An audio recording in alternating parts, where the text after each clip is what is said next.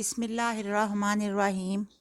السلام علیکم رحمۃ اللہ وبرکاتہ۔ آج آپ کے لیے سورہ ملک کے فضائل لے کر حاضر ہوئی ہوں۔ یہ تو ہم سب جانتے ہی ہیں کہ اللہ تعالیٰ نے یہ دنیا کتنی خوبصورت بنائی ہے، اس میں کتنا کچھ انسان کی دلچسپیوں کے لیے ہے، جس سے ہمارا دل یہاں ایسے لگا ہوا ہے کہ ہم نے ادھر ہی رہنا ہے، ہمیں بالکل اپنی آخرت یاد نہیں ہے۔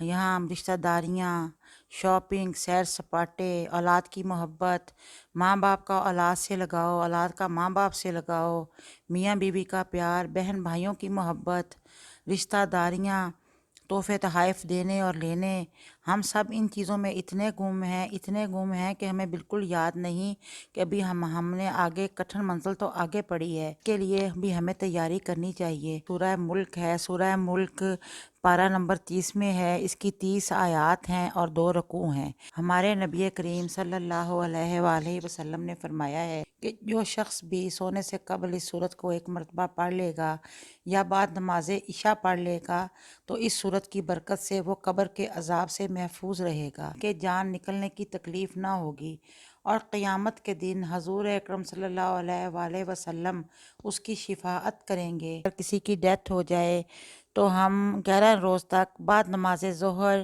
اس سورت کو پڑھ کے اس کا ثواب اس مرحوم انسان کو بخش دیں جو دنیا سے گیا ہے، تو انشاءاللہ دعا قبول ہوگی اور مرحوم کو اللہ تعالیٰ راحت نصیب فرمائے گا اور اس سے عذاب قبر ٹل جائے گا۔ جو شخص بھی اس سورت کو روزانہ بعد نماز فجر پڑھتا رہے گا، اللہ اس کے ایمان میں استقامت پیدا کرے گا اور اس کا خاتمہ بالایمان ہوگا اور قبر کی منازل اس پر آسان ہو جائیں گی۔ حضرت ابن عباس روایت کرتے ہیں کہ بعض صحابہ نے ایک قبر پر بغیر جانے بوجھے خیمہ نصب کر لیا، تو وہاں سے ایک صاحب کی آواز آئی جو سورہ ملک کی تلاوت کر رہے تھے، یہاں تک کہ انہوں نے پوری سورت پڑھی۔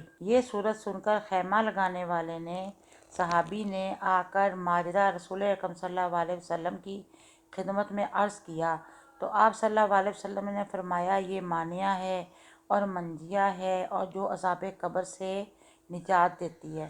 حضرت عائشہ صدیقہ سے روایت ہے کہ نبی کریم صلی اللہ علیہ وسلم سورہ سجدہ اور سورۃ ملک ہر رات پڑھا کرتے، حتیٰ کہ سفر میں بھی کبھی نہ چھوڑتے۔ اے اللہ تعالیٰ ہم سب کو قبر کے عذاب سے محفوظ رکھنا اور سکرات کا عالم ہم سب پہ آسان کرنا۔ جو لوگ دنیا سے چلے گئے اللہ تعالیٰ ان کی بھی مغفرت فرمائے اور ہم سب کی بھی مغفرت فرمائے اور ہم سب کو نیک اعمال کرنے کی توفیق دے۔ جانے سے قبل میں آپ سے درخواست کروں گی کہ پلیز آپ میرے چینل کو سبسکرائب کر دیں، ویڈیو کو لائک کر دیں تاکہ آئندہ بھی ہماری ملاقات ہوتی رہے۔ اللہ حافظ۔